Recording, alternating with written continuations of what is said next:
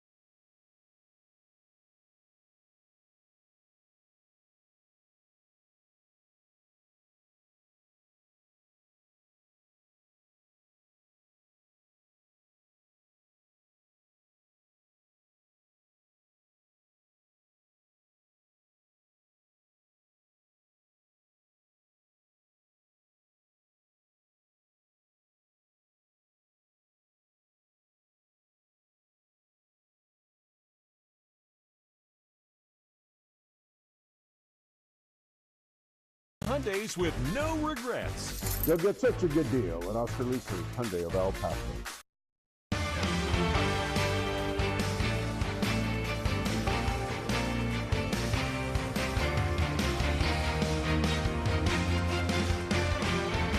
KTSM 9 News at 10 starts right now.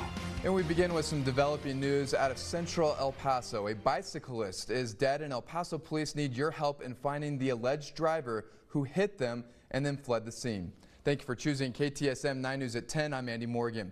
Now, according to police, this happened early this morning just after 1:30 on Pershing Drive. Police said the bicyclist, who has not yet been identified, was hit by a car and then the car took off. Investigators believe the vehicle involved was a gray or silver car, possibly a Kia, with damage to the front grille. If you know anything about this hit and run, call Crime Stoppers of El Paso at the number you see there on your screen.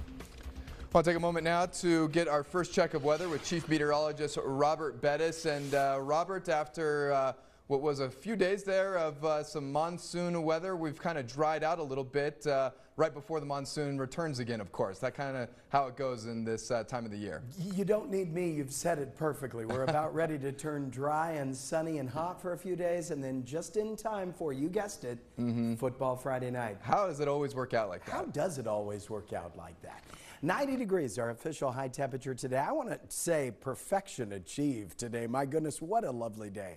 One below normal, record 105, set back in 2023. Rain-wise, Saturday night, put some decent rain in that official gauge, 4.06 inches for the year so far this year.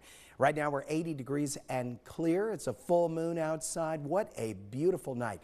Couldn't be any better. And we're going to be even more beautiful tomorrow, but we are going to start to warm up. Here's a quick look ahead. 96 our high for Monday. By Tuesday, 97. Hottest day of the week, 96 Wednesday. And then we'll talk about those storms that come back just in time for the weekend. I'll have that detailed forecast coming up in just a bit. Andy.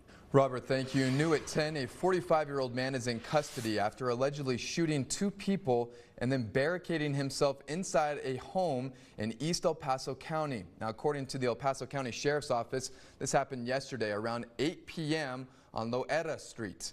When deputies arrived, they found 2 people shot. Both were taken to a hospital, but the Sheriff's Office did not say how badly the victims were hurt. Jaime Jimenez is facing 3 counts of aggravated assault with a deadly weapon. He's being held without bond. Jimenez was arrested after barricading himself inside his home. It's unclear what led up to the shooting. And a father continues to ask for prayers for his 13-month-old son, who remains hospitalized with a fractured skull. As we reported, the baby was in the care of the mother's boyfriend, Luis Ramon Whitson. He's being charged with injury to a child causing serious bodily injury. The baby's father says doctors had to remove between 60 to 65% of the left side of his son's brain. The boyfriend, Whitson, told police the night of the incident the boy fell and hit his head on a bathtub while he was in his care. However, medical experts say the skull fracture was inconsistent with a simple fall and more in line with the child being forcefully slammed against a hard surface. Beyond his constant prayers for his son's health, Barraza hopes the law does his son justice, holding the man responsible. The chances of him being able to eat on his own, drink, move his hands, walk, even communicate, talk, basically everything. Chances right now are literally just a miracle from God. The El Paso County Detention's facilities record shows Whitson remains in custody with a $200,000 bond. TxDOT is planning a project that includes improvements along I-10, and they want to hear from you. Coming up, when and where those public meetings are being held. Thank you for choosing KTSM 9 News at 10, putting local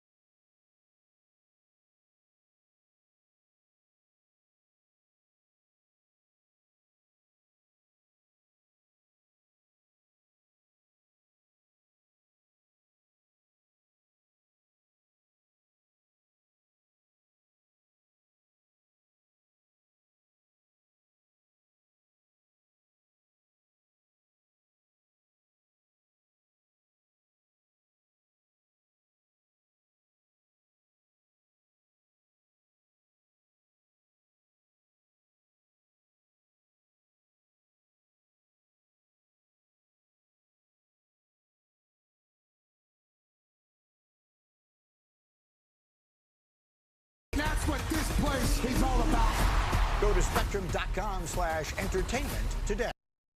Your local weather authority, Robert Bettis, the Borderland's only certified broadcast meteorologist. If you enjoyed the football tonight, just know this. No one loves the football more than I do. And when I heard the screams come from the newsroom, I knew the Bills had won.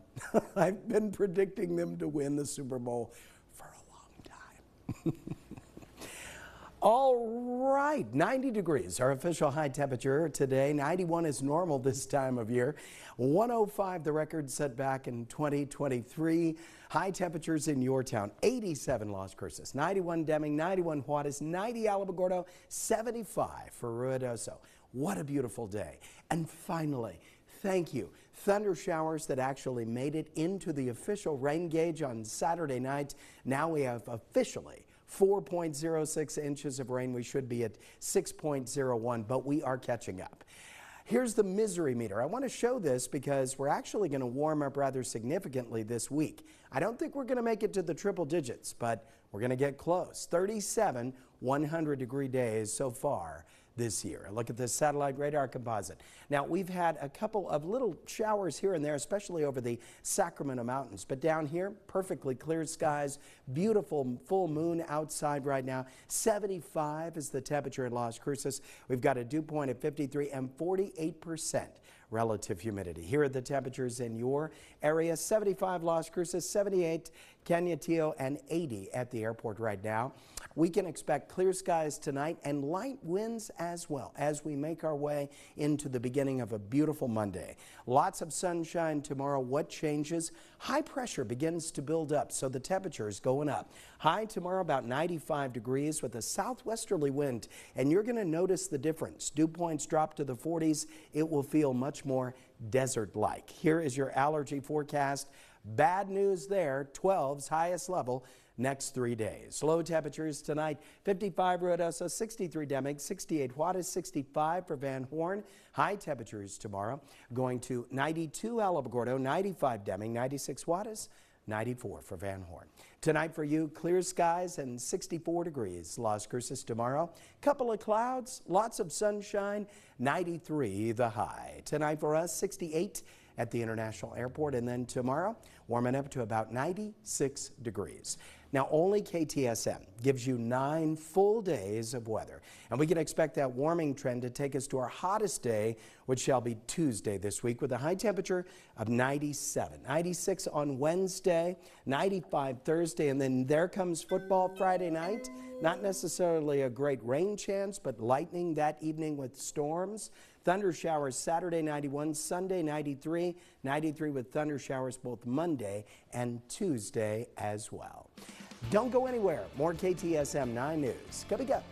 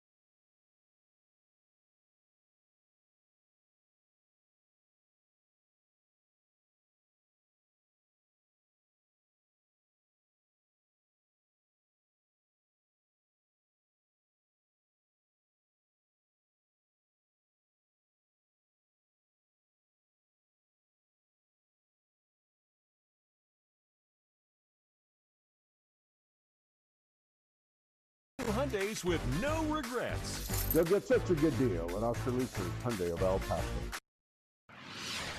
TxDOT wants your feedback on a project that would make improvements and upgrades to I-10 through downtown El Paso. TxDOT's proposed project includes improvements along I-10 from Executive Center to State Loop 478 or Copia Street. TxDOT says they want to improve mobility and long-term congestion, reduce potential conflict points, improve incident management, and bring the highway up to current design standards. The downtown I-10 project is about 6 miles long and would widen I-10 from 3 to 5 lanes to 4 to 6 lanes headed east and west.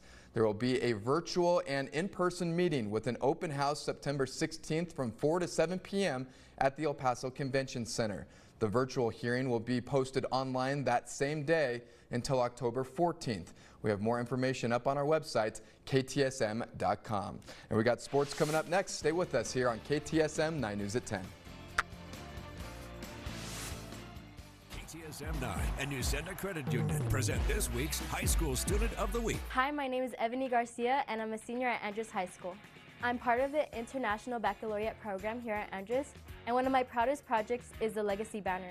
With the help of my IB classmate and my IB coordinator, we were able to bring people together to leave their mark at Andrews High School. We made a legacy banner where we painted people's hands and they put their handprints on a banner, and we were going to have it displayed at Andrews for generations to come. I started student council my freshman year as a general member, and it wasn't until my sophomore year where I became an official leader. Currently, I'm one of the student body managers, which is the face and voice for Andrews High School, and I'm also the current District 9 Vice President for all of the 915 area. After high school, I plan to cheer collegiately while studying either communications, business, or psychology to become a motivational speaker and hopefully one day do a TED Talk. My biggest goal is to inspire others the same way Student Council has inspired me. I want to show everybody that anything is possible no matter where you come from. My biggest motivators are my family, my teachers, and my coaches. I want to thank you all for pushing me and seeing me to my full potential. I wouldn't be who I am without you all today.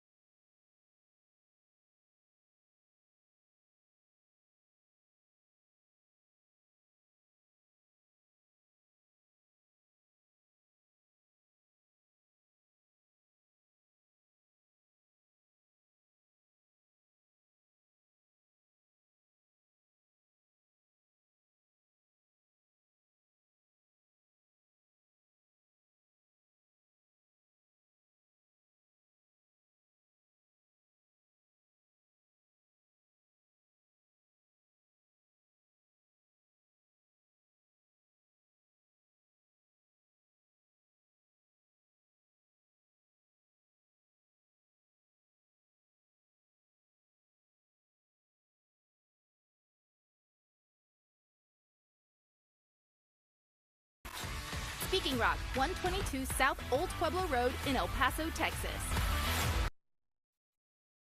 And now, KTSM 9 Sports with Sam Guzman. Sponsored by Glushine Vyas and Enderman Injury Lawyers. Week 2 of the 2025 college football season is wrapped up, and it was a great night for both UTEP and New Mexico State. Both teams were at home last night, and man, they really gave the fans something to cheer about. Let's check out the highlights. Let's start with UTEP. The Miners were looking for their first win of the season, taking on UT Martin. An FCS team seemed like a solid spot to get it done. UTEP's defense making an early statement.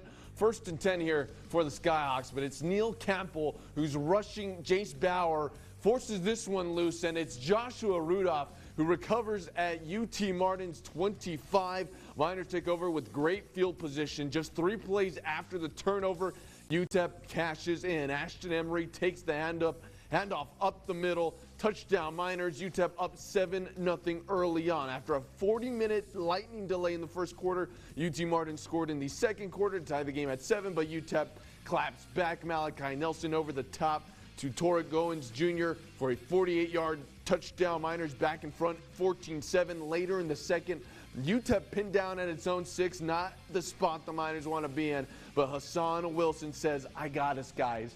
94 yards to the house. That's the longest play from scrimmage in UTEP football history. Miners up 28-7 after that, and the Miners will take care of business against the FCS program, cruising to a 42-17 victory.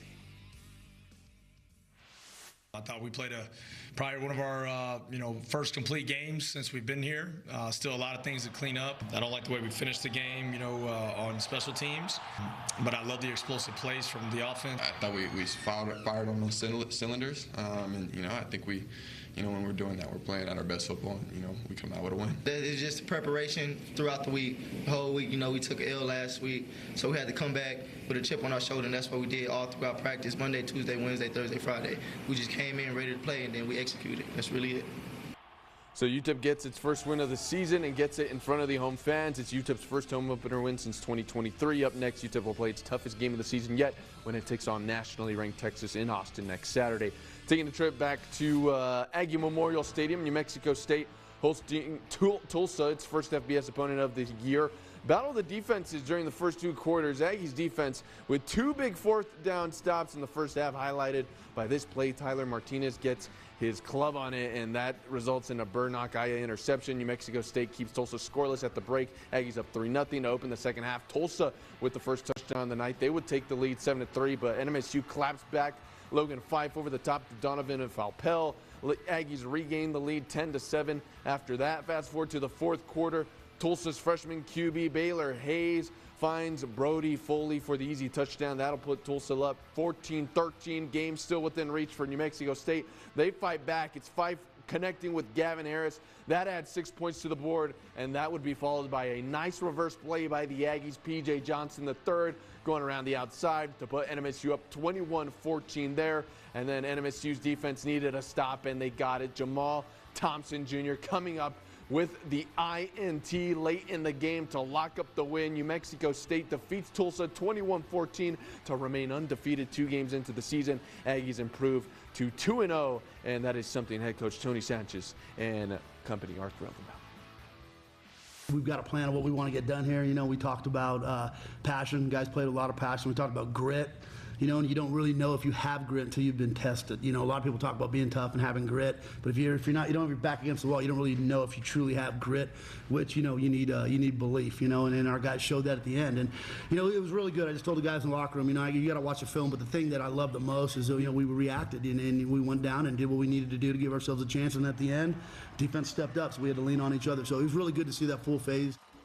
Aggies saw its pass game improved. Its defense already looked better than it did the first game. NMSU can get if NMSU can get its run game going, this team could be a serious contender in CUSA. Aggies open up CUSA play next week on the road against La Tech. And before we get out of here, it's time to reveal our 9 overtime game of the week for week 3. This Friday night, we're heading over to the SAC 2, where the Bel Air Highlanders will face off against the Socorro Bulldogs. Both teams enter the matchup with a 1-1 record. Bel Air is coming off its first win under head coach Gary Ricoder, while Socorro looks to bounce back from a 42-27 loss to Ysleta and try to start their season 2-1, which would be the program's best start to its season since 2015. Kickoff is at 6:30 p.m. and don't forget to catch 9 Overtime at 10:15 p.m. for highlights of that one and many more games across the Borderland. That's going to be your look at sports. We'll be right back after the break.